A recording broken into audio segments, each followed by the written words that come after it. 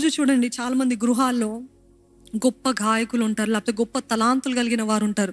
కానీ కుటుంబస్తులో వారు ఎవ్వరు కూడా వారిని గుర్తించరు కదా. చాలామంది మీరు అనుకుంటూ ఉంటారు, నాకున్న తలాంతు మా తండ్రి గారు నన్ను చిన్నప్పుడే గుర్తించుంటే నేను ఎక్కడ ఉండేవాడినో, ఎక్కడ ఉండేదానో కదా. ఈరోజు మన పిల్లల్లో కూడా మనము వారిలో ఉన్న గొప్పతనం ఏంటో మనకేం అర్థం కాదు. చాలామంది మన గృహంలోనే గొప్పవి మనం ఏదైతే కోరుకుంటున్నామో అవి మన ఇంట్లోనే ఉన్నాయి, మన తోబుట్టులోనూ, మన తల్లిదండ్రుల్లో, లేకపోతే మీలోనే ఉంది. కానీ గుర్తించడానికి మీకు సఖ్యం కావట్లేదు. It's not possible with you because you're not realising what you have in your house. చాలామందికి గొప్ప గొప్ప సింగర్స్ వాళ్ళ ఇంట్లో ఉంటారు. ఓహో, నువ్వు ఎందుకు దైవజనులే 16 సంవత్సరాలు 17 మొట్టమొదటిగా పాడిన పాట ఏంటి, ఎందుకు నన్ను ఇంతగా మొట్టమొదటిగా ఆ స్టేజ్ పైన పాడితే దైవజనులైన జయపాలయ్య గారు ఇంకా వారి కుటుంబస్తులు అందరూ మొదటిసారిగా ఆయన స్వరాన్ని అప్పుడే విన్నారంట. అర్థమవుతుందా? అప్పటి వరకు ఆ దాగి ఉన్న తలాంతు వారు కూడా గుర్తించలేకపోయారు. అట్లాంటి పరిస్థితులు మీ గృహంలోనే దాగి ఉంది, మీలోనే ఉంది, ఆ దాగి ఉంది. కానీ మీరు గుర్తించలేకపోతున్నారు. That is what God wants to bring it out today. ఈరోజు మీలో నుండి అది బయటికి తీసుకురావాలని దేవుడు ఎంతగానో ఆశపడుతున్నాడు. నీలోనే ఉంది, నీ గృహంలోనే ఉంది, నీ చేతిలోనే ఉంది, నీ ఫోన్లోనే ఉంది. నువ్వు నన్ను నమ్మి నువ్వు ఈ సేవ ప్రారంభించు అని అంటున్నాడు దేవుడు. నా వల్ల అవ్వదేమో, నాకు రీచ్ ఉండదేమో, నన్ను ఎవరు చూడరేమో, డజంట్ మ్యాటర్.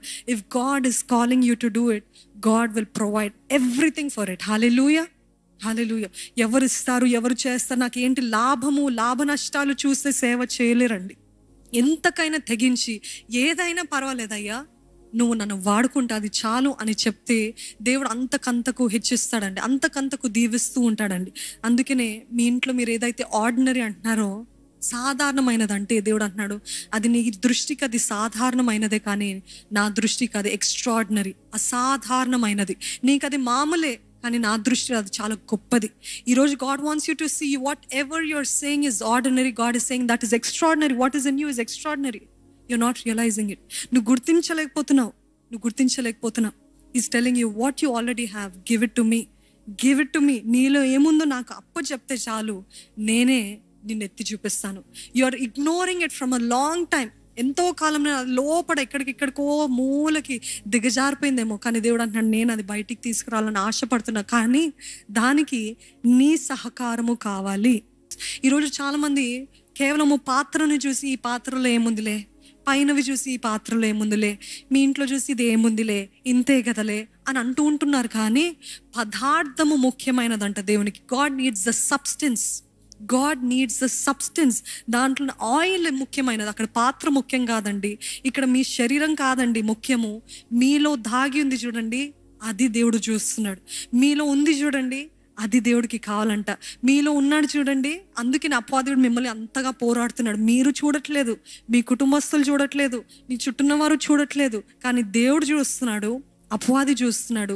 అందుకనే దేవుడు అపవాది ఇద్దరికి ఏం కావాలంటే, దేవుడు అంటున్నాడు, నువ్వు వాడితే నేను ఇంకా నిన్ను నీ సరిహద్దులను విశాలపరుస్తాను అంటున్నాడు. అపవాది అంటున్నాడు, అమ్మో ఇది తను తెలుసుకుంటే ఇంకా ఎక్కడికో వెళ్ళిపోతుంది, కాబట్టి తన జీవితాన్ని నాశనం చేయాలంటే తనలో దాగి ఉన్నది నేను మరుగుపరచాలి, దాచిపెట్టేయాలి.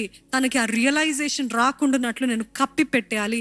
తను వేస్ట్ అని చెప్పాలి, తను పనికిరాదని చెప్పాలి, ఇది అవసరం లేదు, ఇది లెక్కలేదని అబద్ధాలు చెప్తే అవి నమ్మి తను గుర్తించక తన ప్రయాణంలో ఆగిపోతుందని చెప్పి అపవాది ప్రయత్నిస్తున్నాడు.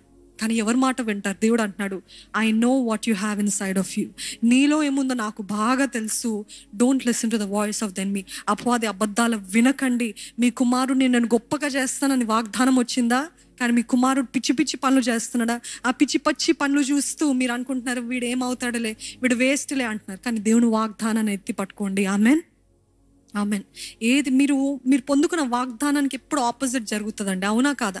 ఎప్పుడైతే ఏదైతే వాగ్దానం పొందుకుంటారో దానికి ఇంకా రెండంతల పోరాటాలు, ఇబ్బందులు, గొడవలు, ఇంకా అన్నీ కూడా ఆపోజిట్ జరుగుతున్నప్పుడు ఇంకా మీరు గట్టిగా నమ్మాలి ఏంటిదంటే, the enemy is blocking me to receive God's best. అందుకనే పోరాడుతున్నాడు. అందుకనే నేను ఇంకా పోరాడతాను.